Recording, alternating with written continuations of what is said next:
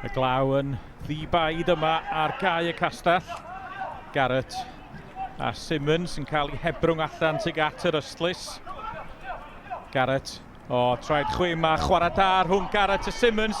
Yn disgyn i Cole ar ergyd. Arbediad da gan Leeds i. A dyna gyfla gora yr hanner cyntaf yma hyd yma. Garrett a Simmons yn creu y lle i Cole ergydio, ond Leeds i yn arbed.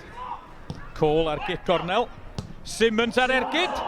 Wel, mae yna floeddio am lawion Cwrt Cosby, ond y fod yn deg i Mr Griffith. Oedd yn y fan ar lle i ddweud na. Hwlffordd yn pwyso.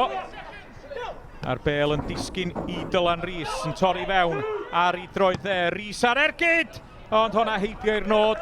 Mae fe sgoriodd o yn erbyn y Fflint ar ddôl y bont. Dim llawer o batrwm i'r chwarae yn y gwynt a'r glaw yn yr ail hanner yma. A Simmons yn ei chanol i unwaith eto. Dylan Rhys yn mynd i'r llawr. Hwnna...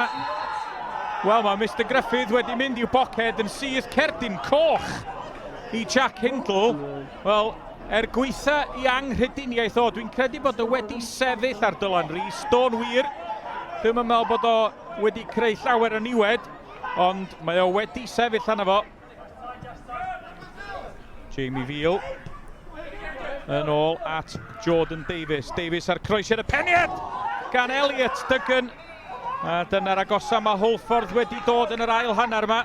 Mae dyn ychwanegol yn dechrau dangos wrth i'r tîm oddi cartra bwyso, ond y peniad yna heibio i'r nod.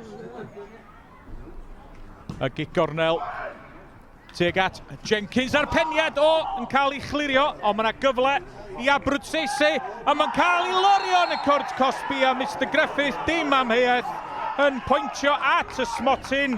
Y peniad gwreiddiol gan Jenkins, a dwi'n credu mai Acpa Acbro oedd yn y fan ar lle i rhwystroi.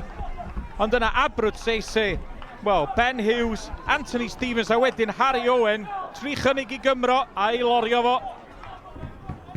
Jordan Davies o'r smotyn, a dyna chi 5 gôl y tymor i Jordan Davies. Hwlffordd ar y blaen yn erbyn 10 dyn y Fflint.